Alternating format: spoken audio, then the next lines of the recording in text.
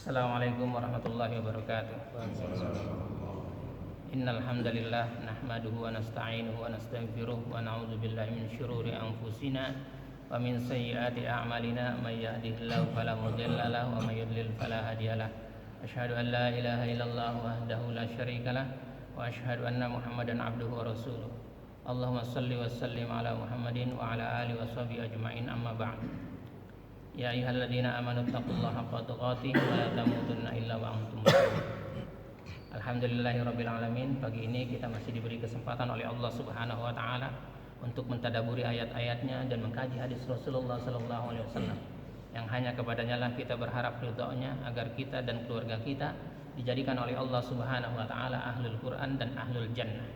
Salawat serta salam semoga tercurah kepada Rasulullah sallallahu alaihi wasallam, Muhammad bin Abdullah beserta keluarganya, para sahabatnya, serta pengikutnya yang senantiasa menegakkan sunnah-sunnah Rasulullah sallallahu alaihi wasallam hingga akhir kiamat kelak. Mari sama-sama kita buka dengan bacaan basmalah. Bismillahirrahmanirrahim. Sekarang di surat 4 ayat 102. Surat An-Nisa 102.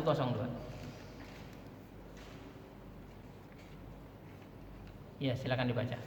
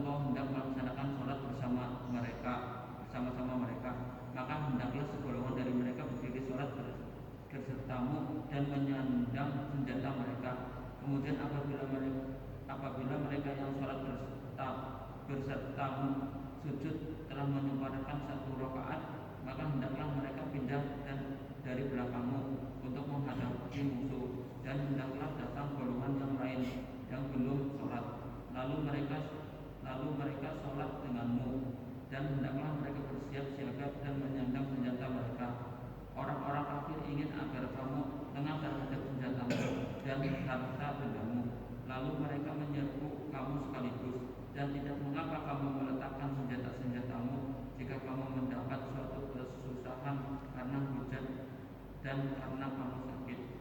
Dan bersiap siagalah kamu, sungguh Allah telah menyediakan azab yang menghinakan bagi orang-orang kafir itu. Ini ayat namanya salat khauf ya. Salatnya salat khauf. Kita belum pernah melaksanakan salat khauf, salat perang. Dalam keadaan perang. Dalam keadaan perang saja Rasul sholatnya berjamaah. Terus kalau kita sekarang nih yang damai-damai nggak berjamaah gitu, kita ini ibadah yang paling utama itu adalah sholat. Kalau sholat kita itu tidak diterima, terus ibadah yang lain gimana itu? Karena sholat itu nggak ada dispensasinya. Sholat ibadah yang nggak ada dispensasinya itu sholat. Mau dalam keadaan sakit, dalam keadaan perjalanan, beda dengan puasa. Puasa kalau dalam perjalanan boleh nggak puasa? Boleh. Zakat kalau nggak punya duit boleh nggak zakat? Pergi haji juga kalau nggak mampu nggak boleh nggak pergi haji.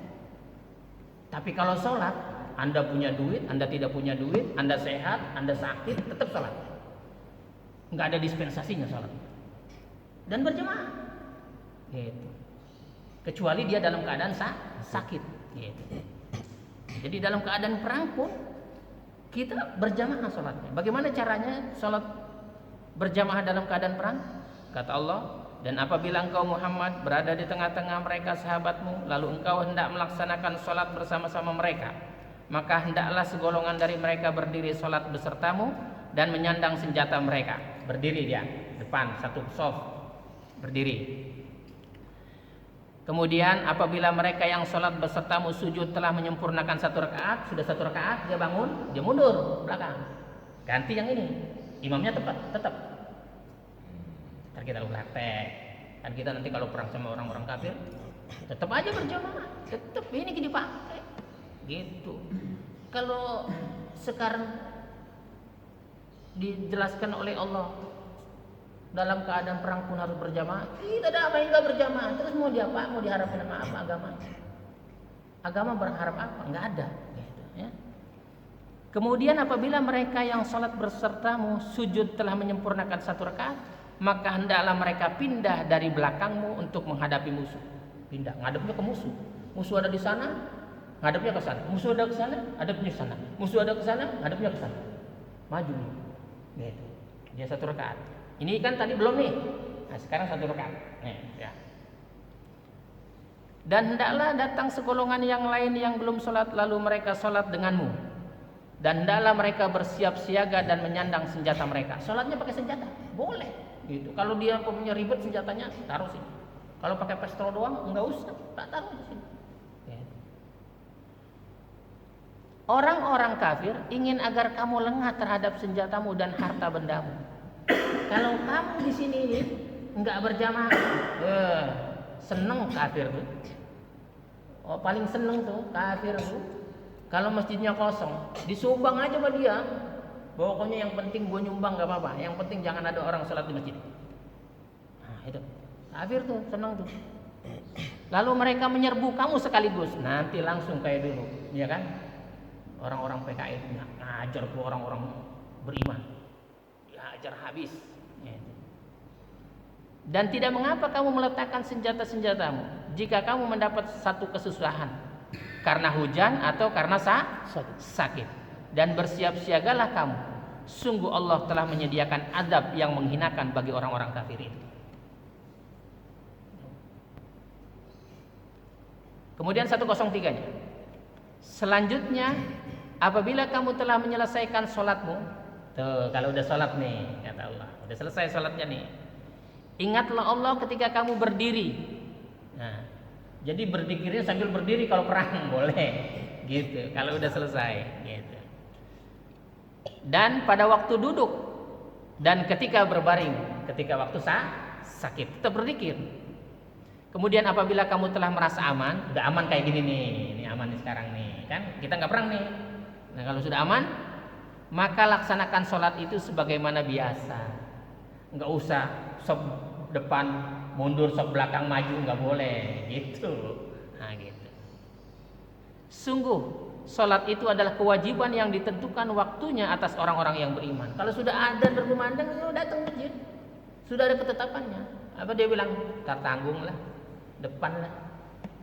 Tunggu kau. Allah ancam itu ya. Allah yang mengancam. Sekarang kita buka hadisnya. Ustaz, itu mukminin dan muslimin bedanya? Beda. Kalau muslim itu belum tentu mukmin. Di sini kan inna sholata kanat 'alal mu'minin. Kenapa enggak kanat 'alal muslimin? Karena muslim itu belum tentu dia mukmin. Jadi kalau kamu sudah mukmin itu wajib. Kalau kamu masih muslim, masih ada harapan masuk neraka.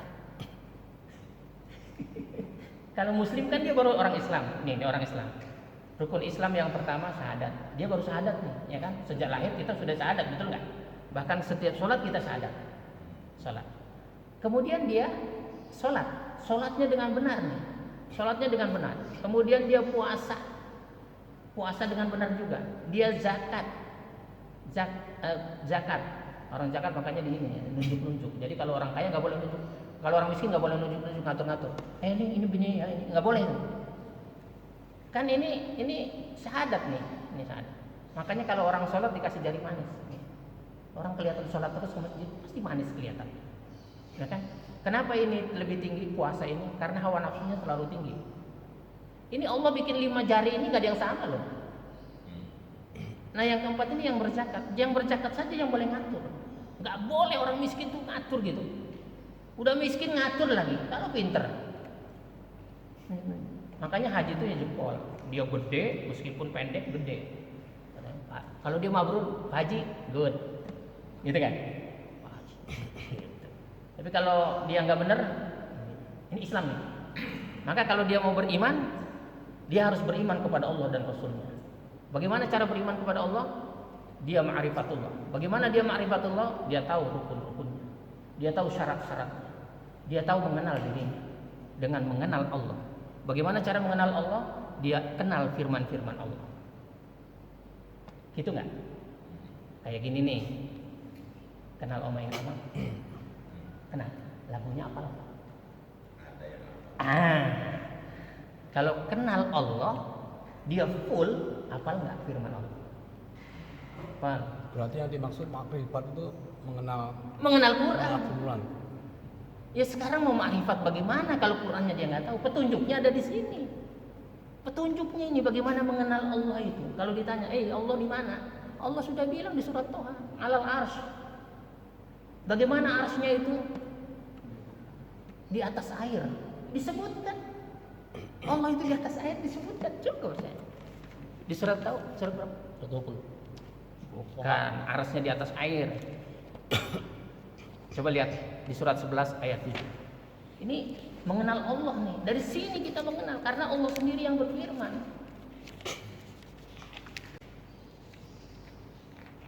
Sudah ketemu ayat 7 ya. Dan dialah yang menciptakan langit dan bumi dalam 6 masa. Dan arsy-nya di atas air. Jadi kita kenal Allah, arsy-nya di mana? Di atas air. Oh. Keren betul. Makanya saya punya Tuhan keren. Emang Tuhan lu? Ya kan? Dipantek pecah. Dibakar. Emang Tuhan lu? Makanya saya bangga jadi orang Islam. Tuhan gua keren. Gitu. Maha kaya lagi. Makanya saya nggak berasa miskin. Saya hamba Allah yang punya Tuhan maha kaya, punya langit dan bumi gitu. Ya, dia yang dia ciptakan lagi selama 6 masa. Dan arsy-nya di atas air, agar dia menguji siapakah di antara kamu yang lebih baik amalnya.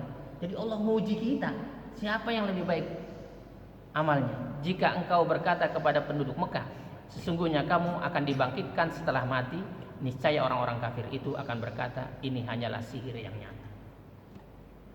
Jadi ma'rifatullah itu dari sini, nggak bisa kalau bukan dari Al-Quran, nggak ada. Allah berfirman, mau tanya ayo, tanya apa? Ayo bikin pertanyaan 10 besok kalau nggak percaya bikin gini, 10 pertanyaan. Quran akan menjawab. Mau nanya apa?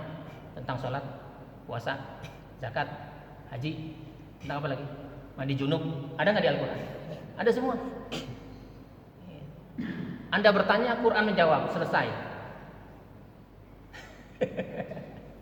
Gitu. Baca hadisnya, ini kita yang nggak baca hadis. Ada lagi. Jadi beda kan orang mukmin. Maka yang berhak jadi pengurus masjid itu orang mukmin. Coba lihat surat At-Taubah ayat 19. Surat 9 ayat 19.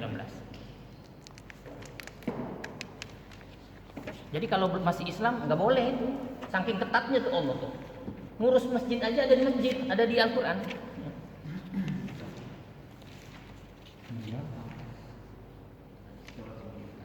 Ayat 18 ya.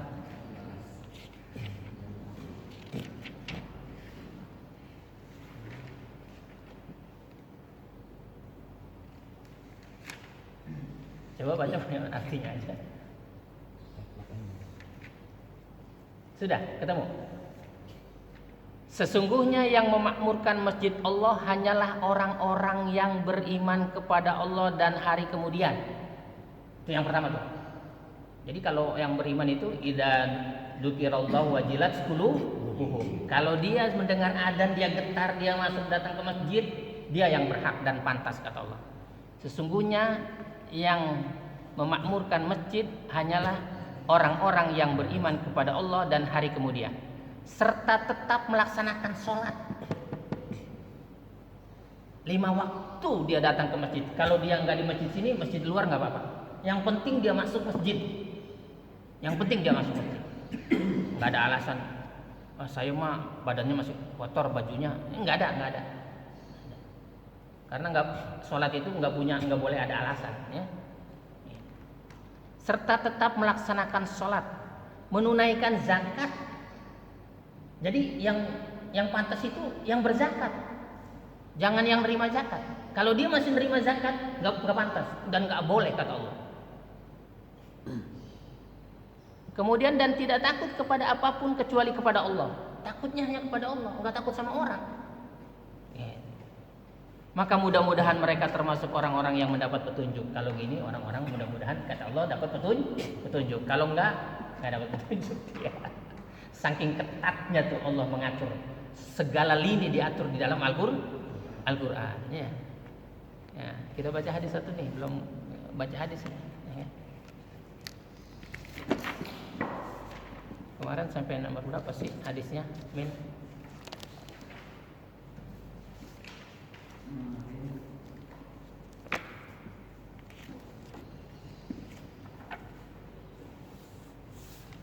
Hadis keberapa Pak kemarin? Ajan, ini ajan. Saya 220. 200? Bangun dari ruku ya. Sekarang 202, sekarang 222 ya. Sekarang 222. Hadis ke 222. Sudah?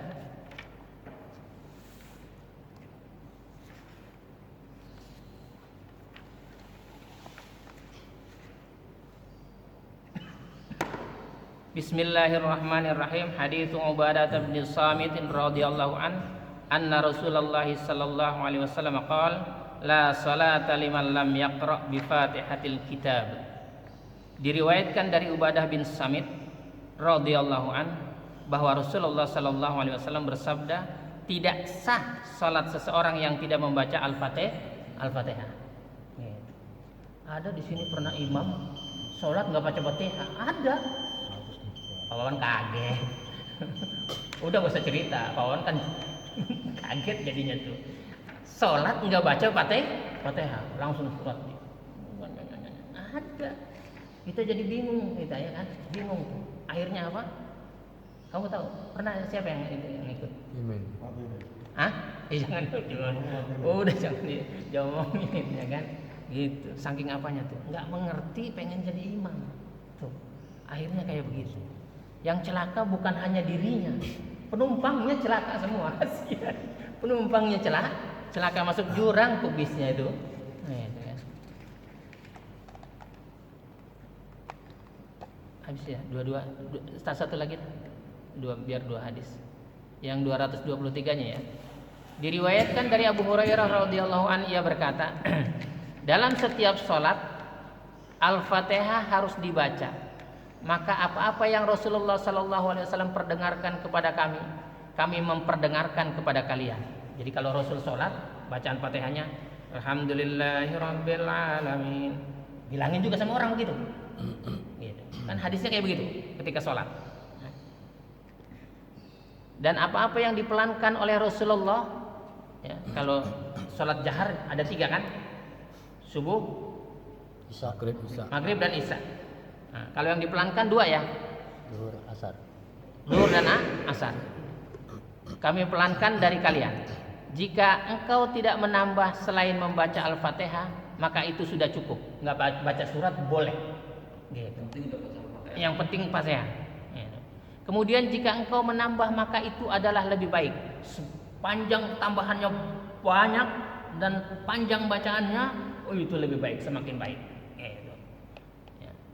Jadi ya mudah-mudahan kita termasuk orang-orang yang sholatnya diterima oleh Allah Subhanahu wa taala, dan Allah berikan rahmat kepada kita dan keluarga kita, sehingga Allah masukkan kita dan keluarga kita ke dalam surga Aden yang mengalir di bawahnya sungai-sungai.